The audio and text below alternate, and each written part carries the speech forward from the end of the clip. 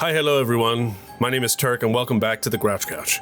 And welcome to the finale of the Magical College campaign.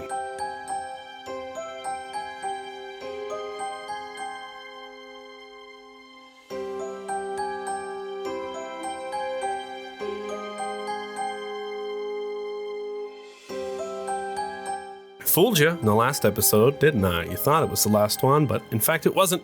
Today is the final episode. Now please do remember to leave a like on this video. If we get enough likes on this series here and enough views, we will continue on right here at Brimstone's University of Mystics. But for now, we're gonna hop over and say hello to our players one at a time so they can tell you who they are and who they are playing. Of course, one final time. Hello, I'm Fishy, but you already knew that. I'm playing Marrow Wilson. The tragic backstory of why he is the way that he is now today. Hi, I'm Kate, also known as Proteus. And I'm playing Tilly Lockwood, the dealing woman who's going to become a wizard of chaos magic. Best friend to Marrow Wilson and wooer of inanimate objects. And raise chair. Hello, raise chair. Careful, Tilly, not the chair!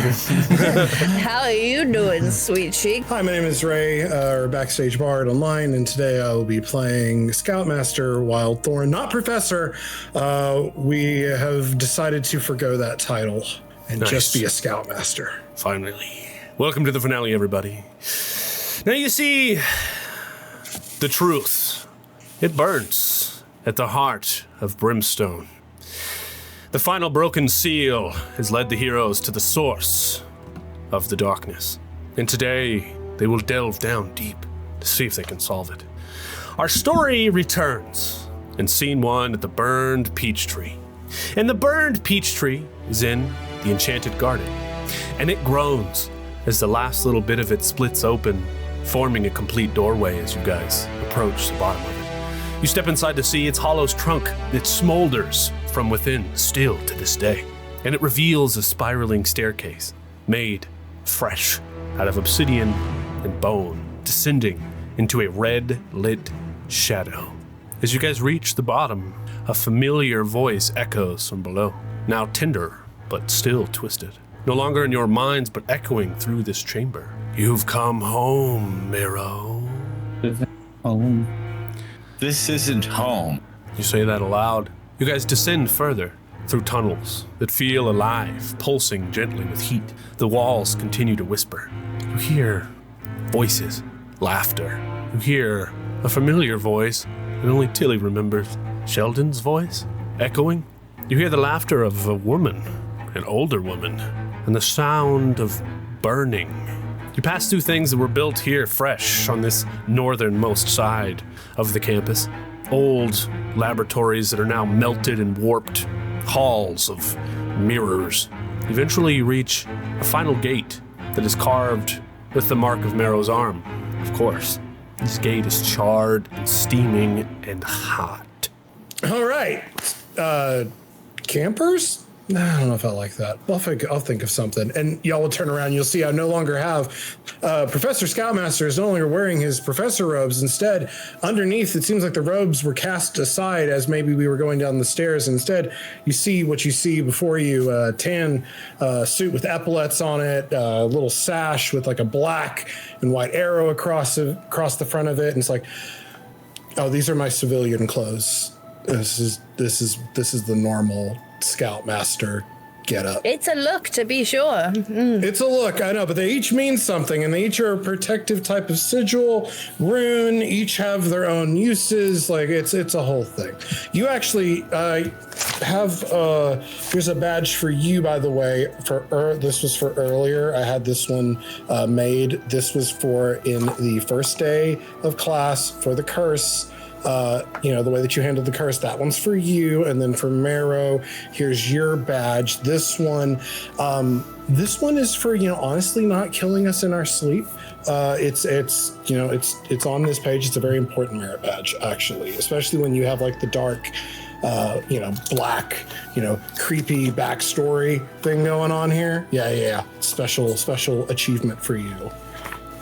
So, yeah. So these are rolling paper. Yes. Smoke them if you I don't know. It seemed like, hey, you seem like the type of guy, honestly, the fire thing, the ash thing, I figured you know. All right. No. Now you guys stand in front of this charred, hot gate.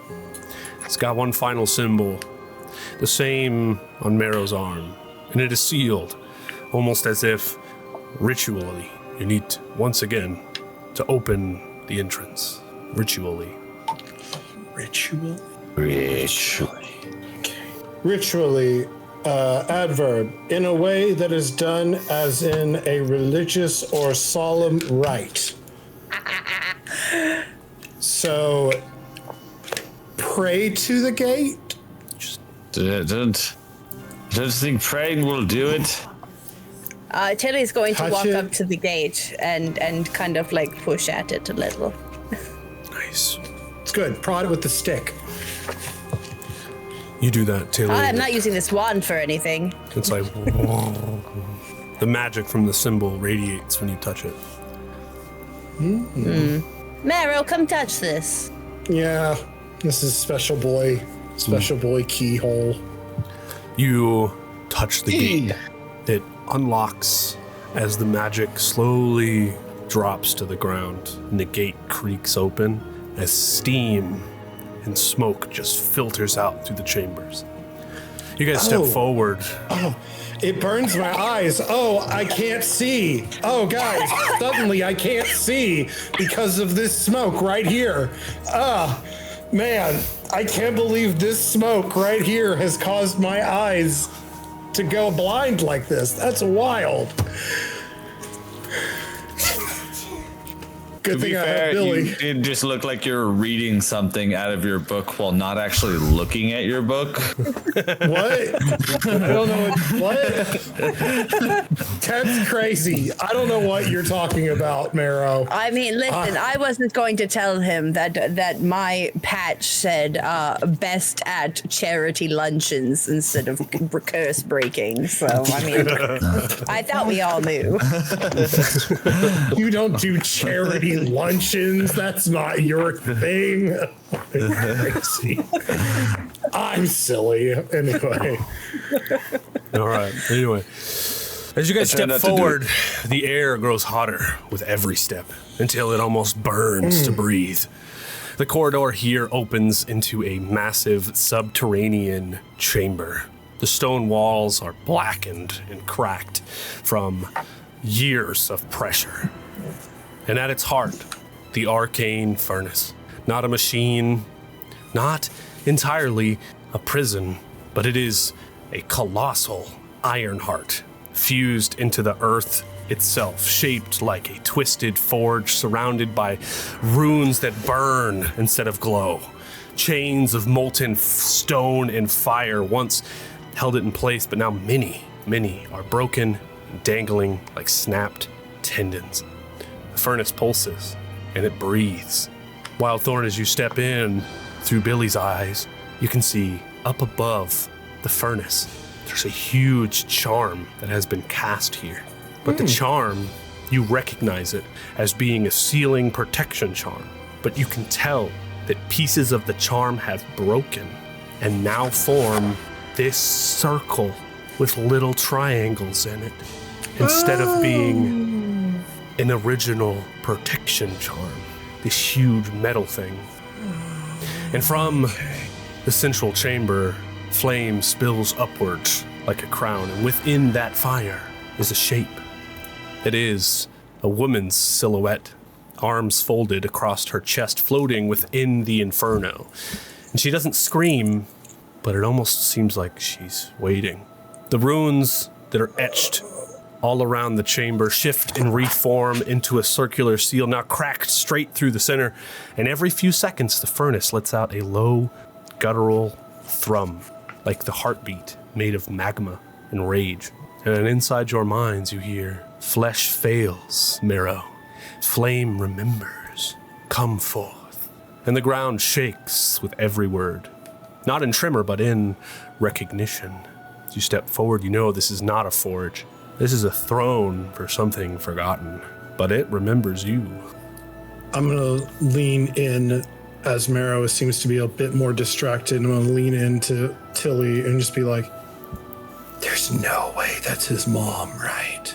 Like, there's no way that that's his mom in the fire, right? Lord, I hope not. I really hope not." Drawn to the essence, Marrow just kind of wants to like walk almost with the same glaze that Tilly and Sheldon had back in the grove, kind of walking towards the forge earth fire furnace. Nice. As you step forward, with every step, the earth tremors, and it speaks up again. It says, Marrow, your curse of bad luck was never a punishment. It was protection. Protection from what? Long ago, when you were merely a child, your mother fought me, and she died, containing me in this very furnace long ago. Oh, that's fucked up. Oh, that's fucked up. This is fucked up, right? That's fucked up, Tart. That's fucked up, man. It's real fucked up. So I'm going to reach out for Marrow's hand. So you brought me here? Marrow, you have a choice. Give me your flesh, Marrow. Let your flame feed mine, and I will give your mother back to the world. I want to let go of Tilly's hand and kind of like draw closer. You could bring her back? Yes, yes. Please. Please bring her back. Marrow, no. If what's dead is dead. Yeah, no, this is definitely a misdirect here or something. Hi, Scoutmaster Wild Thorn here. All being powerful, fiery, whatever, doohickey. Why being so cryptic? Like, if you need, like, obviously you need Marrow for something. The answers Otherwise, have been laid out, Thorn. Okay. I have not been cryptic, merely guiding him here. Yeah, okay, yeah, but that still doesn't necessarily answer any of the other. Okay, let's start over. Let's start over real quick. Hi, I'm Scoutmaster Wild Thorn. What's your name? I have not but a name, merely the spirit of the flame. All right, I'm gonna call you Dan. That seems like no wait, yeah, that's a gender neutral name. Dan. We're gonna call you Dan. So Dan, Danny, whatever. Maybe you can ask Marrow himself for the answers. Marrow, why did your mother fight Flame Man? Not really a flame man, more of a... You know how I was telling you about fire elementals earlier? Well, even fire elementals have something to worship. Oh. And when you have fire elementals constantly attacking your lands, your farms, and your homesteads, you try to kind of cut the fire elementals out at their base. Take away the god, take away the people. Now you see, Tilly, this is what I'm talking about in terms of backstory that could have been a lot useful, like way earlier on, but because we're just now getting it, the trap is so much more apparent. But again, we were missing this little bit of info that just, man, could not have seen that coming. I believe I saw it coming. The first sigil we unlocked. No way we could have seen this coming at all. Oops. And you know, I Sheldon never said saw it this was a coming. trap. Yeah, right. Sheldon? Who's Sheldon? Sheldon. My toy. Yes.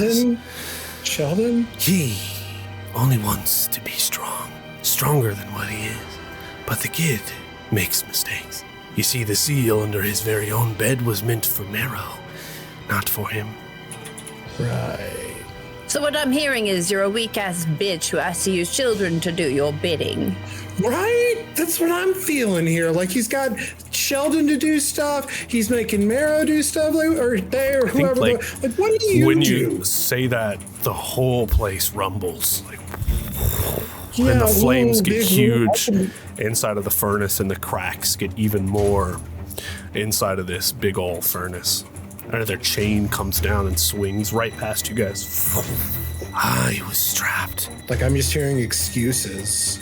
So what if Marrow just doesn't help you? What if they decide that, you know what, my mom did, the thing that she felt that she was destined to do. It was a noble sacrifice. However, she is at rest and at peace now. And I'm trying to, live my own life and my own story. Like, Marrow just says, no, screw you and your deal. What are you going to do then? He says, if you refuse my offer, and the flames get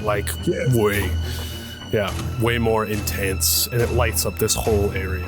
Scoutmaster, I don't think you're helping anything. I don't think he's doing anything. No, he can. He can bring back my mom. Marrows. He doesn't seem like he can do shit. Yes, but he also hasn't guaranteed a form for your mother. He says he'll bring her back to the world, but he doesn't say whether or not it will be a thrall or an undead or even remember you. They could bring back just a hollow husk that is her corpse. Dead is dead. She was buried under the tree. There is no guarantee that it will be her. As far as we know, your mother has been peaceful in Elysium, knowing that her son lived on. Peaceful? Peaceful? You think she was peaceful? She burned to death. Burned. Yeah, there was nothing peaceful about it. I'm talking about her soul now at rest. Yeah. In also, the afterlife. If she came back and was like, oh my God, Marrow, I'm back. How did you bring me back? Oh, hey, Mom, I just made a deal with the thing that killed you and our family. Like, that would probably, if I was a parent, that would suck if my kid did that. Yeah, but Scoutmaster, you aren't a parent. Yeah, neither are you. Are you even a child to somebody? Do you have parents? All right, I get it. You've lived for 300 years and you've been so destined upon all this great knowledge and work, so you've decided to become a professor, not become a professor. But some of us are still young and still miss our moms. Maybe your ancient ass can't understand that, but maybe making this deal, maybe getting the chance to actually ask that question of my mom would be great. It would be fantastic. And you know what? Maybe I don't need your help anymore, Scoutmaster. Maybe you've just been making all this shit up along the way. I've been dealing with real shit here, and you've just completely act like it's just some canonical storyline generically made up. This is my life. My life. And you know what? This is my decision. And Marrow's gonna turn around and start heading towards the furnace to unlock whatever this is. Yes. Marrow. Yes. Let the fire fuel you. Maybe for once it's time for me to be selfish and wants to release this fire entity from its prison. Hell yeah, dude. I gotta go way to a different part of my notes because I didn't think you were gonna. Hold on. Yeah, this seems like the exact opposite you want. This is sick. Hold on. I was hoping maybe just this once he would trust me. But he's never once trusted me this entire time. He's literally never agreed to a single thing. And each time you fuck yourself over more and more and more. And I'm just like, what the fuck am I even trying for? So I think at this exact moment, Scoutmaster just kind of looks over to Tilly, closes the book on Marrow, sets it down and goes, you're the only one that could maybe get to him at this point. I've tried everything. I'm not the professor anymore, just a Scoutmaster. Marrow opens it, and we see the powers surge. I would actually like to dash at Marrow and push him out of the way to put myself in the face of the fire elemental as it's released, instead of Marrow and being and I would like to be promise that she would come back whole and unharmed with her true soul within. And the fire elemental stops. As Marrow hits the ground, he stops right in your face and he goes, a promise is a promise. But what are you promising? You'll see. No. I refuse to see. Before he makes this deal, you must lay out what your promise is. I think he sealed the deal when he said yeah and opened it. Yeah, like he's already like the deal's already go. Yeah. I was hoping for a handshake deal. The runes are already going. Like, Yep. sometimes you have to just like sleep in the bed you make. As he says, promise is a promise. The chamber grows silent, not with peace, but with anticipation. And as he opens it, the fire spirit lashes out. It leans over Marrow, now on the ground. From within the furnace, you can see your mother's flaming silhouette flickering into a clearer form. Her face no longer vague. It is her. It is your mother. And the fire spirit lingers above you. And he says, you accept. I accept. No. And the spirit smiles, not kindly, but like a god watching a candle bow before the sun. He says, then give me your shell. Let your soul step forward. And the flame surges. You two are thrown back. Tilly, Wild Thorn, pushed to the walls by a shockwave of just pure heat as the whole room howls. The chains scream, pull taut, and the seal above begins to turn and fall. Your feet begin to burn, Marrow, but the flame does not falter. Your clothes catch flame, but do not consume. The marks on your arms glow white hot, and then, in a single flash, your skin begins to burn away. Not violently, but almost gracefully, like ash on the wind. Underneath your skin, bone, clean, smooth, gleaming white, a skeleton. Your eyes ignite, a faint orange light, twin embers that do not blink any longer. Your flaming ferret curls at your feet, howling, then bursts into a small ball of flame and reforms into a blackened, winged version of itself, now a part of you. The furnace speaks one last time. You are no longer a vessel. You are the flame that survived the burial. You are the flame that survived. You are Marrow, Ashborn.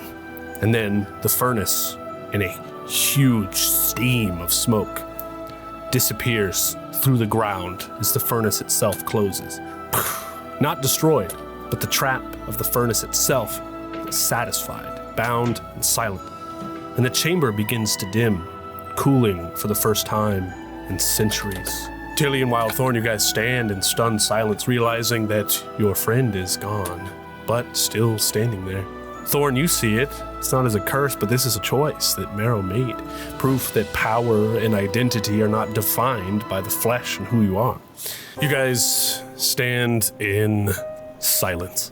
And then, as you look upon your new-formed friend, as the flames die down, they don't die completely out, but down into embers, into silence. And the molten heart of the now satisfied furnace dims to a soft orange glow. After the peace, a light rises from the core. Not flame this time, not heat, but a soft, glowing figure, flickering like the last firefly at dusk.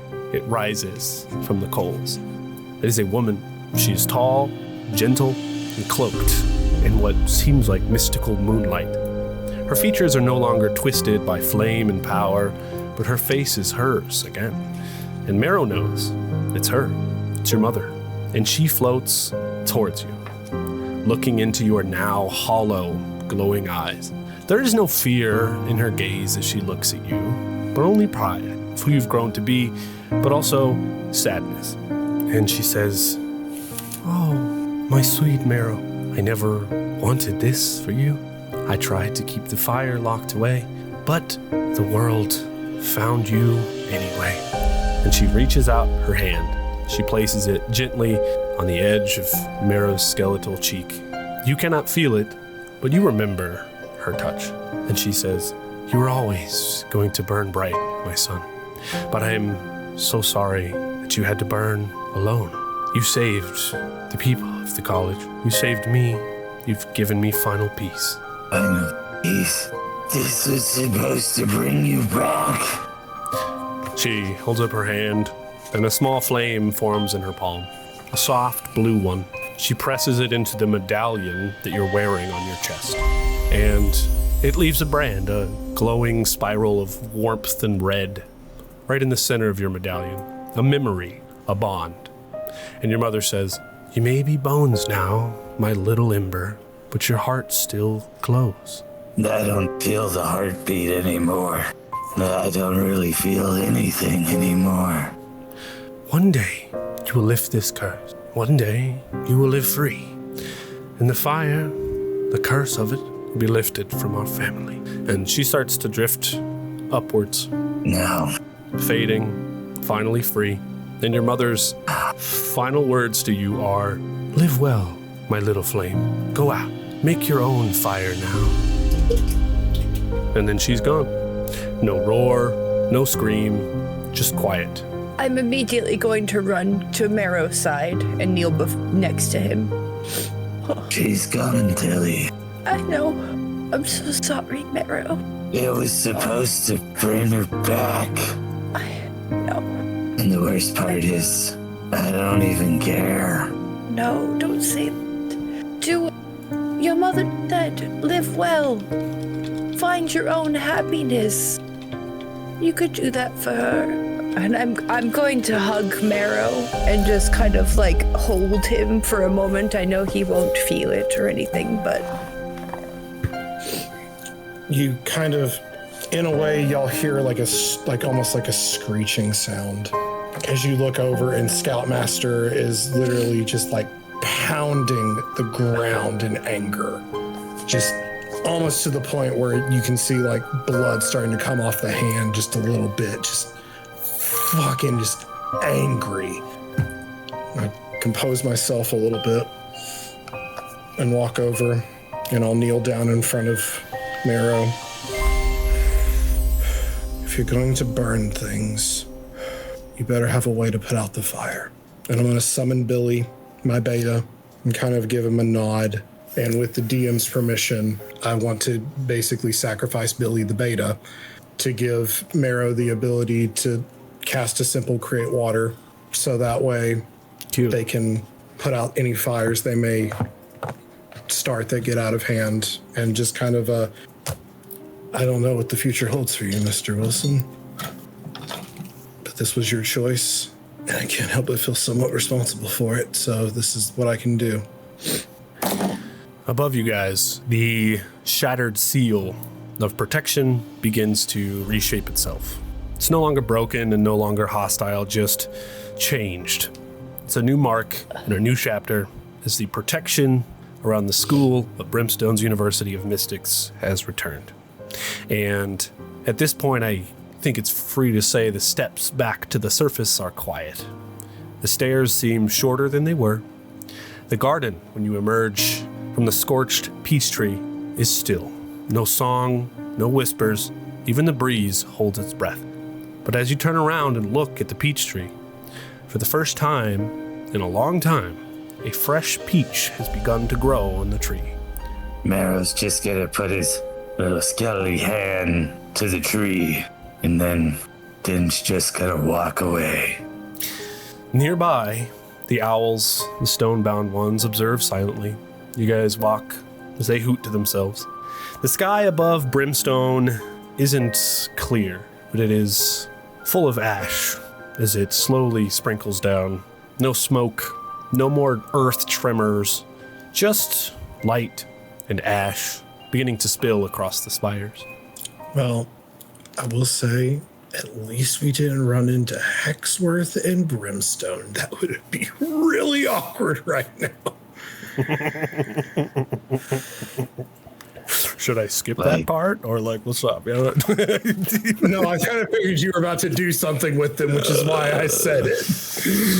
Oh my goodness. Okay. As you guys reach back to the school, you take a few steps back into the castle, and of course, Headmaster Brimstone falls out of a broom closet wearing a watermelon helmet, declaring that the magma emergency has been resolved. He screams and yells at the students. I don't know what happened, but we're good to go! As he turns and winks at Wild Thorn. and he runs off, declaring the watermelon on his head is a helmet. You can see that Sheldon is still alive, waiting for you. He's scarred, but he's finally been seen. You guys remember his name as you approach. And, of course, he thanks all of you. Sheldon, you had it in you the whole time. Yeah. And then... You be okay? Yeah, I'll be fine. On an animal, I'm thinking I'm gonna call it an owl. A letter falls into Tilly's hand. You open it and read it, and it says, "One future job offer, redeemable on graduation." And it says at the bottom, "The broom guy." What the fuck was his name? Holy shit, it's too far back in my notes. I don't know. I'm trying to just move forward, but Tilly's crying. She threw it away. She threw it away. Oh, she threw it away? Is that what it was? I don't work for the broom guy anymore. Damn. All right, copy that. Hexworth approaches. You're muted. Tilly has new life plans now. There's a new order in order, and it's don't worry. Hexworth approaches.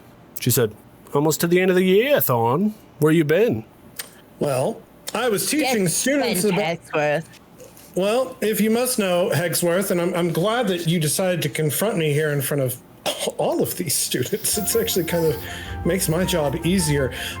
Yeah, I've been teaching everyone that you don't need a wand to cast magic. In fact, this is the remnants of my wand that I snapped in half not just a few hours ago. You broke a wand? Really... How dare thee, Master Thorn? Oh no, how dare I! And all of a sudden sparks shoot out of this hand. I know, isn't it just wild when you do magic and all of a sudden vines and plants grow out of this hand? Students, it's almost like what they're teaching you here isn't all there is, and that there's a whole new world of magic out there, but you won't learn it from closed-minded bitches like this. That's right, Hexworth. I'm quitting. Fuck you! And Sheldon steps right next to you and he goes, "Shut up, bitch!" And he points his finger and a zipper grows on her mouth. Yes! That's what I'm talking about, Sheldon! She's like, and then, of course. Sheldon! I'm gonna get everyone to do a Sheldon chant. Hell yeah, dude. Everyone chants, and Sheldon's so happy because people are saying his name, and he's almost like gonna cry because everyone knows him. And standing right next to you then is Headmaster Brimstone, and he goes, "You sure you want to quit? I was about to give you tenure." I mean, as much as I would love to, again, guest lecturer, maybe. I feel like we could work something out. But again, maybe it's the vibes here. I'm kind of experimenting with a new sort of magic, and I cannot do that with the constant interruptions from those owls. I mean, I love them to death, but like, can totally interrupt your session if you know what I'm talking about. You know what I'm talking about, Brittany. You know, it seems on this day, Mr. Thorn, you have made a grave mistake. And then he just disappears, and there's just like 10 owls. Woo-hoo. Yeah, I figured that was gonna go this way. He doesn't like rejection well. That's why I love him. Anyway, be seeing y'all. I don't know how Brimstone's gonna take my breakup like this. Probably not well, so good luck to the rest of you guys at school. I'm gonna look over to Tilly and Marrow. You guys just wanna go like get a drink or something? I know this really good tavern down the way. I have other plans. As you step away from the school, Scoutmaster Thorn, we know where you're headed. You're headed to the tavern. And at this time, though, I would like to open it up for each one of these guys to do a little bit of explaining as to where they're going next. For anybody watching on YouTube, we do a show called Improv Quest that follows these guys' characters after their main campaigns, just doing quests and things. So go check that out if you want more of this. But for now, where do we see you next? I'll go first so Marrow can have the nice, big, wonderful finale. Okay. Tilly, after leaving the Great Hall, actually makes her way up to the headmaster's office. All right. And knocks at the door, and I imagine he's there. Yes. And she looks him dead in the eye and goes, "I want all the information you had on the fire and elemental god you were keeping under this school." The what? Oh my god! What now? I know nothing about this. Don't feed me. He says that, and then he flicks his eyes to a filing cabinet, and the filing cabinet slowly opens. I have no idea what you're talking about. All right, and Tilly's going to look through and gather as much information as she can, because she doesn't like the fact that her first friend outside of her hometown just got his ass destroyed and his skin stolen. So she's on a vendetta mission, whether or not her best friend likes it. I, as well, have a letter for you to give to Thorn next time you see him. Whenever that is. Could be 300 years in the future next time you see him, but it's got some information regarding maybe something that happened. Here you go. All right, that sounds good to me. And Tilly's going to make her way down, and on her way down, she's going to call the Sheldon and be like, you want to go on an adventure? Yeah, that sounds All right, cool. It'll undo some of the trap making you made. Okay. If you have any guilt about it. I do. Oh, good. And I'm going to make my final goodbyes to Marrow and tell him that I care deeply and that he will always hold a special place in my heart. But I cannot continue at this school. Can we... And I will I not. get it. And I can't stay here either. Can I paint a scene for you to describe your final bit, Marrow? Yes. Oh, yes. Oh, if I could just give a quick what I would be doing, just real quick. Yeah. So I would send a message to each of them after like a day or two to kind of let everyone get a bit of a clearer head. And just be like, my dear ex-students, colleagues, and I would even dare say friends, if you should ever need me, I have set up base in a tavern in town called the Tall Tale Tavern. But I could no longer work at a university that would enable such hurtful magic upon those who would dare study it. I wish you both the best, and Marrow, my last bit of advice to you is remember what your mother said. Later, Marrow sits in the dorm room alone. It's dim, calm. The enchanted window cycles slowly through a sunrise scene. The soft hum of a sleeping school surrounds him. Distant laughter, hallway torches crackling, a broom sweeping on its own down the corridor. But Marrow sits near the hearth. There is purple firelight cast in this hearth, with no shadow behind him now. His flaming pet, that he can now summon at will, rests quietly at his feet, curled in sleep, its flame tamed but still alive. The room does not speak, but something in the air feels different. Balanced, still, but whole. Final dialogue, Marrow. As Marrow sits there, staring at this flame, the only thing that he can feel is nothing at all.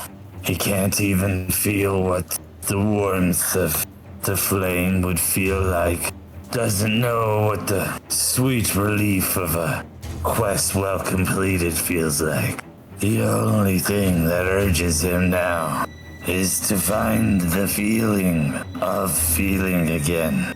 So, as he stares at the flame flickers within his pendant, and the pendant starts to kind of glow a bit brighter.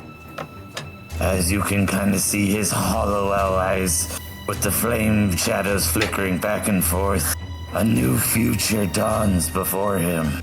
As a montage goes basking through his mind, only one phrase keeps being uttered over and over and over again. The children of Ash. The children of Ash. And then a single We ember need to find. floats up from the fire. It rises, spins, flickers, and fades. And our story fades to black. I thought, like, children of Ash. And then it just, like, fades away. Can we get about 6 more Children of Ash? Gonna need it for post. Children of Ash. That concludes our story, folks. I didn't think it'd be to bring his mom back. You know, I figured they'd be like, you know, a fight or a different bargain or, you know, I was trying to find something powerful enough, you know? And he kept mentioning his mom. I don't know if you remember. So it may not seem like crazy big to you, but I think to Marrow and his character, it's huge. Adversity token. Could I spend it to find out the details of Marrow's new form, new curse? Sure. I mean, it's Marrow's whole quest on Improv Quest now, you know what I mean? Yeah. So maybe it's something that Wild Thorn knows, and he could have been helpful towards Marrow this whole time, but Marrow just rejects Wild Thorn every step of the way. I feel like that's honestly very true.